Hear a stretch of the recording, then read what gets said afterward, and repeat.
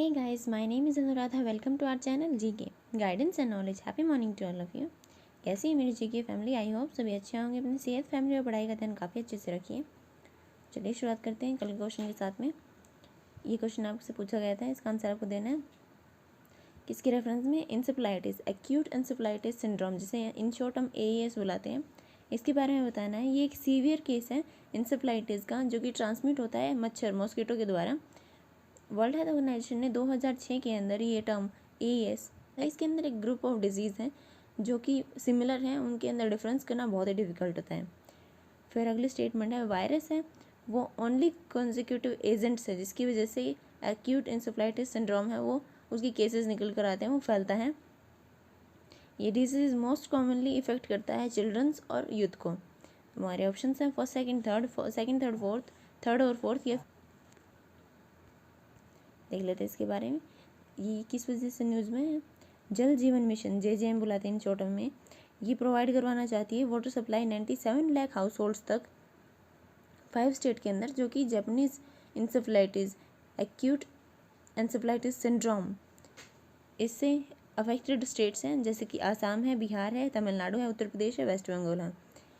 इसके consecutive agents की बात करें तो वायरस इसका मेन एजेंट है, ना कि ये अकेला एजेंट है। अब काफ़ी सारे टाइम से, कुछ दशकों से देखा जा रहा है कि इसके और भी सोर्सेज हैं, जैसे कि बैक्टीरिया है, फंगी है, पैरासाइट्स हैं, नॉन इन्फेक्शियस एजेंट्स भी हैं जिनकी वजह से ये फैल रहा है, और ये वैक्सीन प्रिवेंटेबल नहीं है। जापानीज इंसेफ्लाइटिस हैं, ये वायरस है जो कि मेजर कोज होता है एक्यूट इंसेफ्लाइटिस सिंड्रोम का इंडिया के अंदर, जिसकी रेंज है वो 5% लेकर 35% तक हो सकती है। अब कुछ ये देख लेते हैं कौन कौन से ऐसे वायरस हैं जिनके ग्रुप को एक्यूट इंसेफ्लाइटिस सिंड्रोम बुलाया गया है।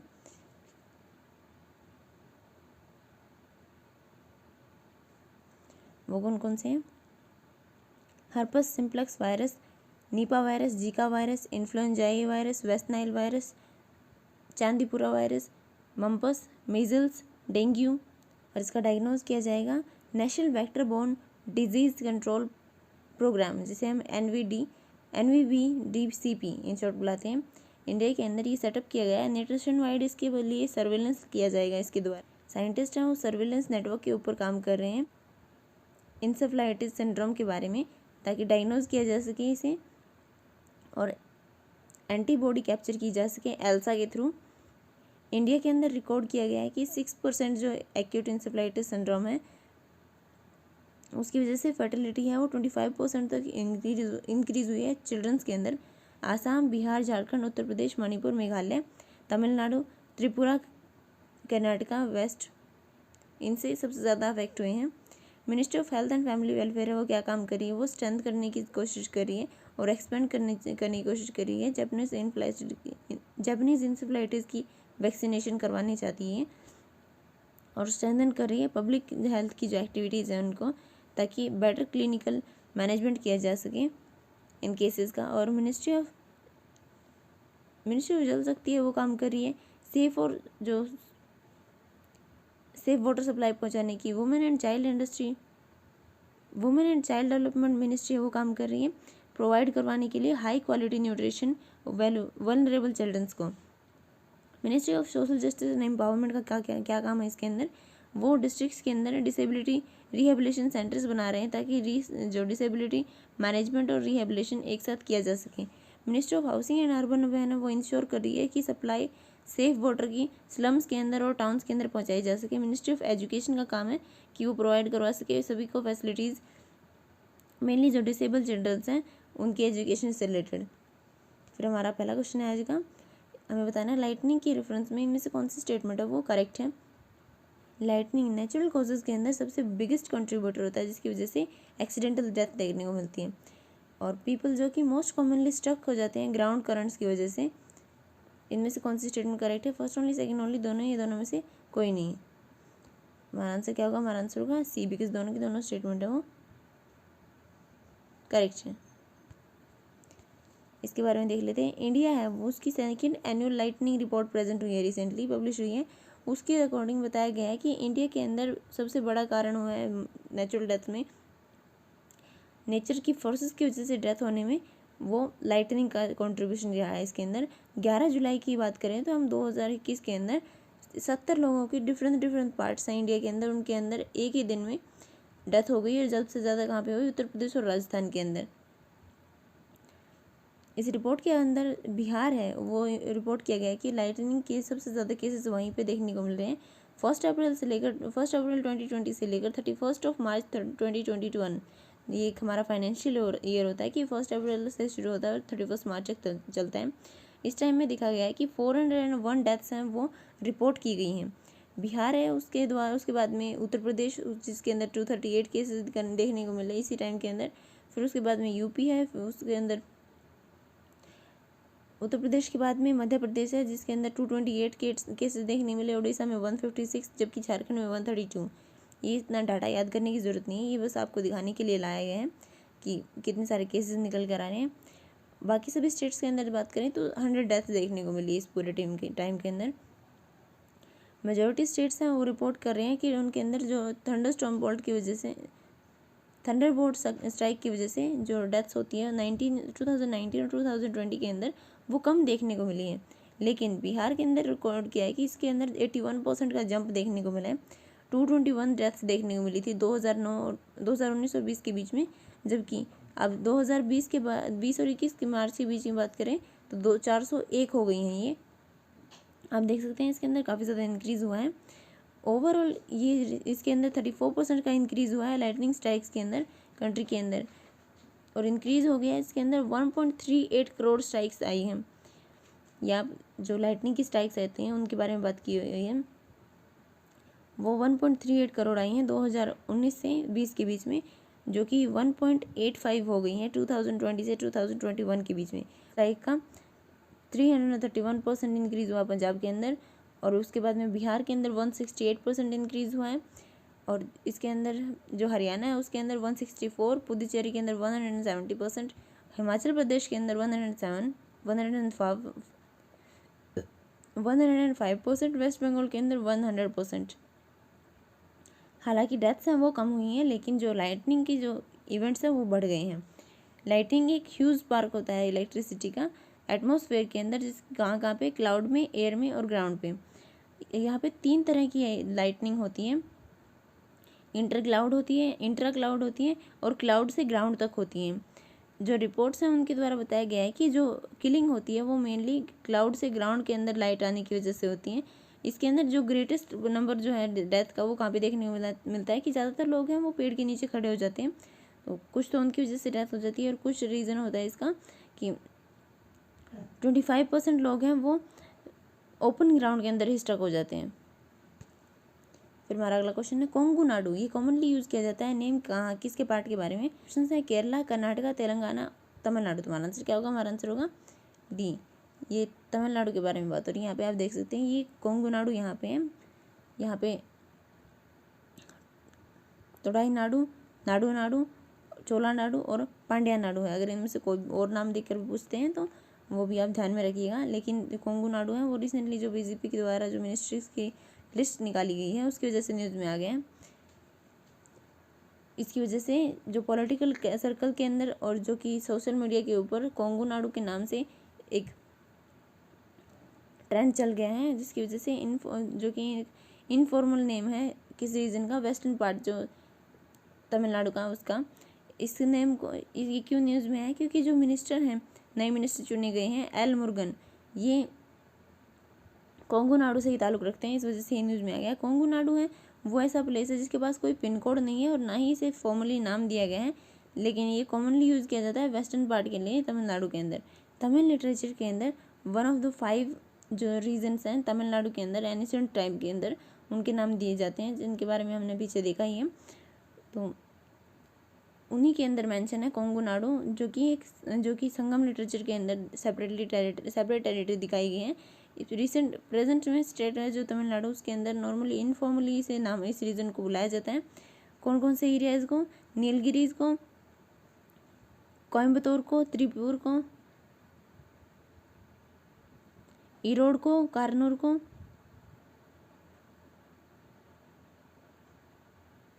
नामक्कल और सेलम को, और उसके साथ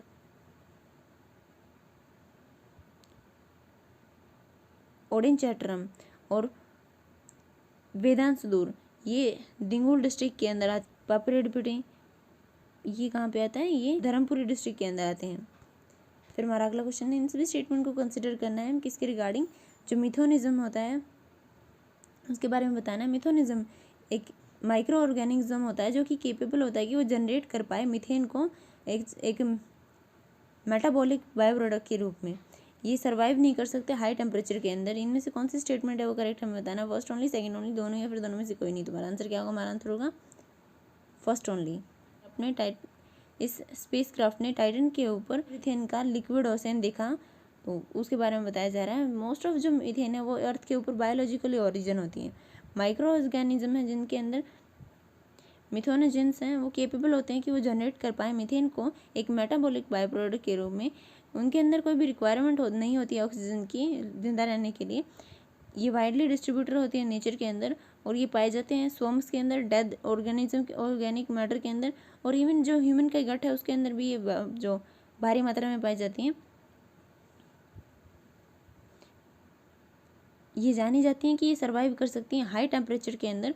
और स्टिमुलस स्टडीज़ के अंदर बताया गया है कि इनके ये मार्शियन कंडीशन के अंदर, मतलब कि मार्स के ऊपर जो कंडीशंस हैं उसके अंदर भी रह सकती है। मिथोनिज्म है ये वाइड स्टडीज़ के अंदर बताया गया है कि ये कंट्रीब्यूट करता है ग्लोबल वार्मिंग के अंदर। फिर हमारा अगला क्वेश्चन है, इम्प्लीमेंट करने के लिए फॉरेस्ट राइट एक्ट 2006 को जॉइंट कम्युनिकेशन साइन की गई है कौन कौन से मिनिस्ट्री के अंदर, ministry of environment, forest and climate change के अंदर। उसके अंदर दूसरी मिनिस्ट्री कौन सी ये बताना हमें। Ministry of new and renewable energy, ministry of tribal affair, ministry of science and technology, ministry of culture. तुम्हारा आंसर क्या होगा, हमारा आंसर होगा B, ministry of tribal affairs के साथ में कोलैबोरेट कर रही है इसे इंप्लीमेंट करने के लिए। जॉइंट कमीशन है वो साइन किया गया है इन दोनों मिनिस्ट्रीज के बीच में, ताकि जो ट्रेडिशनल फॉरेस्ट ड्वेलर्स हैं और ताकि सिक्योर किया जा सके जो ट्रेडिशनल फॉरेस्ट ड्वेलर्स हैं उनको, और प्रॉपर इम्प्लीमेंटेशन किया जा सके फॉरेस्ट राइट एक्ट 2006 का। इसके अंदर जो हार्नेसिंग करने की कोशिश की जा रही है, पोटेंशियल लाइवलीहुड इंप्रूवमेंट करने की कोशिश की जा रही है जो फॉरेस्ट ड्वेलिंग शेड्यूल्ड ट्राइब्स हैं उनका, और ट्रेडिशनल फॉरेस्ट ड्वेलर्स हैं जिन्हें OTFDS बुलाते हैं, और इसके साथ में और सभी जो कम्युनिटीज़ हैं जो पार्टिसिपेट करती हैं फॉरेस्ट कंजर्वेशन के अंदर। स्टेट फॉरेस्ट डिपार्टमेंट है उसने भी कहा है कि इस प्रोजेक्ट को वो वैल्यू चेन के एडिशन के अंदर लाना चाहता है, ताकि इंक्लूड किया जा सके, कैपेसिटी बिल्डिंग की जा सके प्राइमरी कलेक्टर्स की, और न्यू हार्वेस्टिंग मेथड्स उनको सिखाए जा सकें, स्टोरेज के बारे में फैसिलिटीज प्रोवाइड करवाई जा सकें, प्रोसेसिंग की जा सके और मार्केटिंग की जा सके। NTFP किसके अंदर जो स्कीम इम्प्लीमेंट की गई है, मोटा मिनिस्ट्री ऑफ ट्राइबल अफेयर है ये, जिसे डिजिग्नेट किया गया है एक नोडल एजेंसी के रूप में, ताकि वो स्पेशल टिम्बर फॉरेस्ट प्रोडक्ट हैं उनकी सप्लाई चेन है उसको प्लेटफॉर्म के अंदर कोलैबोरेट कर सकें। कौन कौन से प्लेटफॉर्म्स हैं ये, ट्राइफेड है, NSTFDC है, मिनिस्ट्री ऑफ आयुष है, MFP फेडरेशंस हैं, TACCs हैं, वन धन केंद्राज हैं। फिर हमारा अगला क्वेश्चन है, इन सभी स्टेटमेंट को कंसिडर करना है हमें किसके रेफरेंस में, कासिनी हैग्यूम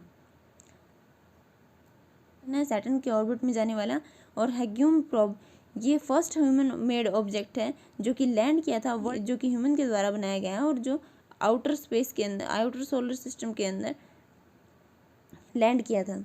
इसके बारे में बताना है इनमें से कौन सी स्टेटमेंट करेक्ट है, first and third, first and third, या फिर सभी किसी भी। तुम्हारा आंसर क्या होगा, हमारा आंसर होगा बी, बिकॉज फर्स्ट स्टेटमेंट है वो इनकरेक्ट है। ये जाक्सा के साथ में नहीं है, बल्कि ये यूरोपियन यूनियन की जो है स्पेस एजेंसी है उसके साथ में, और इटली की स्पेस एजेंसी के साथ में मिलकर बनाया गया था। कासिनी हैग्यूम में ये मिशन फर्स्ट ऐसा मिशन है, सैटर्न के ऑर्बिट में जाने वाला भी पहला है, और जो आउटर स्पेस के अंदर जो लैंडिंग की जाती है किसी भी ऑब्जेक्ट की उसके अंदर भी पहला मिशन है, और इसके अंदर सैंपल लेने वाला भी पहला मिशन है। और 639 अरब किलोमीटर दूर देखने को मिलता है, और उसके 82 हैं जो मून्स हैं, और टाइटन उनमें से एक है जिसके ऊपर ये स्टडी की गई है। फिर हमारा अगला क्वेश्चन है, कंसिडर करना है इन सभी स्टेटमेंट को किसके रेफरेंस में, डेंगू के रेफरेंस में। ये एक mosquito borne seasonal viral infection है। हमारी अगले स्टेटमेंट है, इस डिजीज़ का जो आउटब्रेक है वो स्पेशली टिपिकली समर सीजन के अंदर देखने को मिलता है, जब जो मॉस्किटो पॉपुलेशन है वो अपनी पीक पे होती है, और डेंगू है वो मेजर हेल्थ कंसर्न होता है अर्बन एरियाज़ के अंदर, इनमें से कौन सी स्टेटमेंट इनकरेक्ट है हमें ये बताना है। First and second, second and third, third only, या फिर इनमें से कोई नहीं। तो हमारा आंसर क्या होगा, हमारा आंसर होगा डी, बिकॉज ये सभी की सभी स्टेटमेंट है वो करेक्ट है, इनमें से कोई भी इनकरेक्ट नहीं है। इसके बारे में देख लेते हैं। रिसेंटली एक स्टडी पब्लिश की गई है लैंसेट प्लानिटरी हेल्थ के ऊपर, हेल्थ के द्वारा इनमें से इसके बारे में देख लेते हैं। रिसेंटली एक स्टडी पब्लिश की गई है लैंसेट प्लानिटरी हेल्थ में, जिसके अंदर 3.7 डिग्री जो सेल्सियस टेम्परेचर है वो राइज होने की बात है 2100 तक, जिसकी वजह से मलेरिया और डेंगू है उसका आउटब्रेक देखने को मिलेगा। क्योंकि ग्लोबल वार्मिंग की वजह से क्या बढ़ सकता है, डेलीग्यू मतलब बाढ़ और सूखा दोनों ही पड़ने की संभावनाएं हैं। और इसके अंदर अब डिजीज़ का आउटब्रेक है उसको भी ऐड कर दिया गया है। वार्मिंग की वजह से अबाउट 4.7 मिलियन जो प्योर पीपल हैं वो भी रिस्क पे चले जाएंगे डेडली डिजीज़ के ऊपर, जो कि कंपेयर किए जाते हैं 1970 से लेकर 99 तक की टाइम ड्यूरेशन के अंदर। पॉपुलेशन है वो मलेरिया और डेंगू के रिस्क के ऊपर है। हायर जो डेंसली पॉपुलेटेड अर्बन एरियाज़ हैं जैसे कि अफ्रीकन रीजन है, साउथ ईस्ट एशियन रीजन है, और रीजन्स हैं अमेरिकन के वहाँ पे भी। और 4 मिलियन एडिशनल पीपल हैं जो कि अफेक्ट होंगे मलेरिया और डेंगू से अर्बन एरियाज़ के अंदर, जो अफ्रीका और सदर्न साउथ ईस्ट एशिया के अंदर। ट्रांसमिशन है वो डिजीज़ का, उसके बारे में बात कर लेते हैं। ये बढ़ने में जा रहा है क्लाइमेट चेंज की वजह से। रिसेंट जो ट्रेंड देखने को मिल रहा है उसके अंदर विंटर्स हैं वो और भी गर्म हो जाएंगे, और समर है वो और भी जल्दी आने लग जाएंगी। इसकी वजह से जो वेक्टर मॉस्किटोज़ हैं वो ब्रीड कर पाएंगे आसानी से, क्योंकि गर्मी के टाइम पे जो मच्छर हैं वो ज़्यादा फैलते हैं, ज़्यादा पैदा होते हैं। और इस सिनेरियो की वजह से जो हमारे जो टेम्परेचर की वजह से बढ़ने वाली चीज़ें हैं वो और भी वर्स्ट होने वाली हैं। रिस्क का ट्रांसमिशन का मलेरिया उसके बारे में बात करें तो 1.6 एडिशनल मंथ देखने को मिलेंगे, मतलब कि इतना टाइम पे गर्मी और भी ज़्यादा बढ़ जाएगी। अफ्रीकन ट्रॉपिकल हाईलैंड्स के अंदर, ईस्टर्न मेडिटेरियन और अमेरिकन के अंदर रिस्क है डेंगू का वो ट्रांसमिशन होने का वो इंक्रीज़ हो जाएगा एरिया के अंदर जो वेस्टर्न पैसिफिक है और ईस्टर्न मेडिटेरियन है। इसके अंदर 4 एडिशनल मंथ देखने को मिलेंगे, मतलब कि गर्मी के 4 और मंथ देखने को मिलेंगे हमें। फिर हमारा अगला क्वेश्चन है, कंसिडर करना है इन सभी स्टेटमेंट को किसके रिगार्डिंग जो इंडस्ट्रियल लैंड बैंक है जिन्हें हम IILB बुलाते हैं, इसके पोर्टल के बारे में बात करनी है। ये पोर्टल है ये सर्व करता है एक वन स्टॉप सॉल्यूशन के रूप में, मतलब कि हर चीज़ यहाँ पे आपको अवेलेबल हो जाएगी। इसके अंदर फ्री और इजी एक्सेसिबिलिटी है सभी इंडस्ट्रियल इन्फॉर्मेशन से रिलेटेड। इस पोर्टल को डेवलप किया गया डिपार्टमेंट ऑफ कॉमर्स के द्वारा। इनमें से कौन सी स्टेटमेंट करेक्ट है हमें बताना है। फर्स्ट ओनली, सेकंड ओनली, दोनों है, फिर दोनों में से कोई नहीं। तुम्हारा होगा इसका आंसर क्या होगा, इसका आंसर होगा ए, बिकॉज फर्स्ट स्टेटमेंट वो करेक्ट है, सेकंड स्टेटमेंट वो इनकरेक्ट है। इसके बारे में और जान लेते हैं थोड़ा। इंडियन इंडस्ट्रियल लैंड बैंक है वो एक GIS बेस्ड पोर्टल है जो कि 30% जिसके अंदर 30% व्यूज़ हैं वो बढ़ गए हैं सिंस अप्रैल 2021 के अंदर। IILB एक पोर्टल है जो कि GIS बेस्ड डाटाबेस है जिसके अंदर इंडस्ट्रियल एरियाज़ और क्लस्टर अडॉप्ट किए जाएंगे एक कमिटेड अप्रोच के रूप में, ताकि रिसोर्सेज को ऑप्टिमाइज किया जा सके, मतलब कि उनका कुशलतापूर्वक यूज़ किया जा सके, इंडस्ट्रियल अपग्रेडेशन की जा सके और सस्टेनेबिलिटी भी लाई जा सके। ये डेवलप किया गया department of promotion of industry and internal trade के द्वारा, जिसे हम DPIIT बुलाते हैं। ये पोर्टल है सर्व करता है वन स्टॉप सॉल्यूशन के रूप में, और इसके अंदर इजी एक्सेसिबिलिटी हो जाती है सभी इन्फॉर्मेशन जो इंडस्ट्री से रिलेटेड है। और ये प्रोवाइड करवाता है लिंक जो स्टेट के GIS पोर्टल्स हैं और स्टेट के लैंड बैंक्स हैं उनके बीच में। फिर अगला क्वेश्चन है, जॉइंट वार फाइटर क्लाउड कैपेसिटी JWCC ये पार्ट है डिफेंस सिस्टम का कौन सी कंट्री का, ये हमें बताना है। USA का, रशिया का, UK का, चाइना का। तो हमारा आंसर क्या होगा, हमारा आंसर होगा ए, ये USA से रिलेटेड है।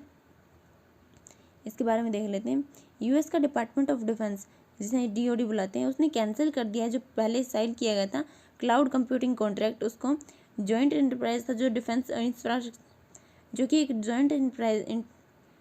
जॉइंट इंटरप्राइज था डिफेंस इंफ्रास्ट्रक्चर के अंदर ये प्रोजेक्ट था। इसके अंदर जो 10 बिलियन वर्थ की अवार्ड, इसके अंदर जो वर्थ थी $10 बिलियन वो माइक्रोसॉफ्ट को प्रोवाइड करवाई गई थी।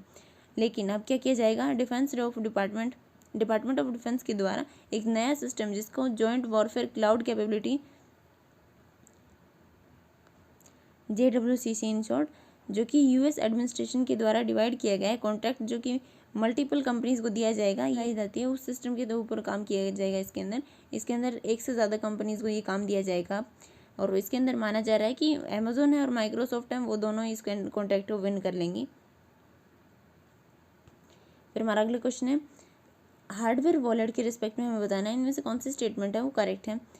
ये एक फिजिकल डिवाइस है जो कि स्टोर करता है, मैनेज करता है और सिक्योर करता है यूजर की जो क्रिप्टो एसेट्स हैं उनको। हैकर्स हैं वो इसकी जो प्राइवेट कीज़ हैं उसके अंदर एंटर नहीं कर पाते हैं, जिसकी वजह से इन्फॉर्मेशन है वो एक्सपोज नहीं हो पाती है इंटरनेट के ऊपर। तो इनमें से कौन सी स्टेटमेंट करेक्ट है? फर्स्ट ओनली, सेकंड ओनली, दोनों या फिर दोनों में से कोई नहीं। तो हमारा आंसर क्या होगा? हमारा आंसर होगा सी, बिकॉज दोनों की दोनों स्टेटमेंट वो बिल्कुल करेक्ट है। इसके बारे में देख लेते हैं। स्क्वायर्स हार्डवेयर ये कंपनी है, इसके हेड हैं जेसी डोरोसिक।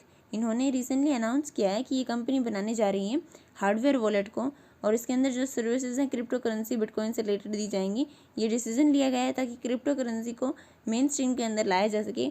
हार्डवेयर वॉलेट है वो एक स्पेशल टाइप का क्रिप्टो करेंसी स्टोरेज होता है जिसके अंदर मेंटेन किया जाता है और सिक्योर किया जाता है प्राइवेट क्रिप्टो कीज़ को, जिसके अंदर यूज़र को एक हार्डवेयर डिवाइस दिया जाता है। ये वॉलेट है ये प्रोवाइड करवाता है सिक्योरिटी और यूटिलिटी, और यूज़र है वो इंटरेक्ट कर सकता है ब्लॉकचेन के साथ में, और ये अलाउ करता है यूज़र को कि वो मल्टीपल ब्लॉकचेन एक साथ यूज़ कर पाए। और ये ट्रांसलेट करता है यूटिलिटी फैक्टर को, बिकॉज यूज़र है वो इसके अंदर मैनेज कर सकता है बिटकॉइन को, यूथेरियम को, एल्ट कॉइन्स को। क्रिप्टो करेंसी स्टोर नहीं की जाती हार्डवेयर वॉलेट के अंदर खुद में, लेकिन इसे क्योंकि ये स्टोर की जाती है ब्लॉकचेन के अंदर। जो हार्डवेयर वॉलेट है वो अलाउ करता है यूज़र को कि वो एक्सेस कर पाए पोर्टेबल फैशन के अंदर, और वो जैसे कि क्रेडिट कार्ड होता है वो उसकी तरह से यूज़ कर सकता है और एक्सेस कर सकता है किसी भी एटीएम या फिर स्वाइपिंग प्लेटफॉर्म के ऊपर।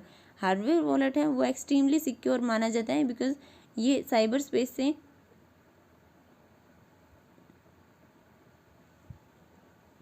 हार्डवेयर वॉलेट है उसको एक्सट्रीमली सिक्योर माना जाता है साइबर स्पेस के अंदर, बिकॉज ये हार्डवेयर डिवाइस होता है जो कि आइसोलेट करता है की को और एक्सेस करने से मना करता है बाकी जो रेस्ट ऑफ द इंटरनेट है उसको। और ये सेफ है ऑनलाइन अटैक से। यूज़र है उसको क्या ज़रूरत है कि वो सिर्फ डिवाइस को प्लग इन करे सिस्टम के अंदर और अनलॉक करे अपने पिन कोड को डालकर। इसके साथ में यूज़र है वो प्रोटेक्ट कर वो इसके बाद में यूज़र है उसके बाद में यूज़र है वो आसानी से प्रोसीड कर पाएगा अपनी ट्रांजेक्शन को उस सिस्टम के अंदर, और उसके बाद में ट्रांजेक्शन होने के बाद में कंफर्म कर देता है डिवाइस उसकी स्क्रीन के ऊपर।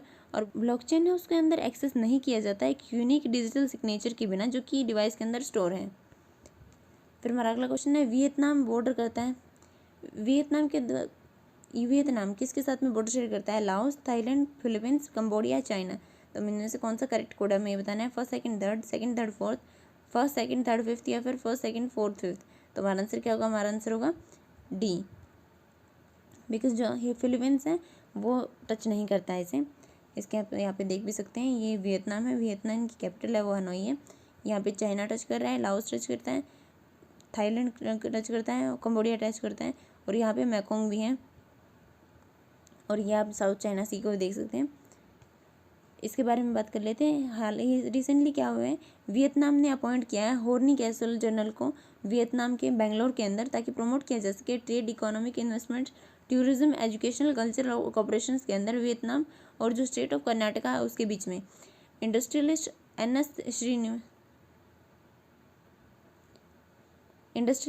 एस श्रीनिवास मूर्ति इन्हें बेंगलुरु बेस के अंदर अपॉइंट किया गया है होर्नी कैजुअल जर्नल वियतनाम की तरफ से कर्नाटका के अंदर।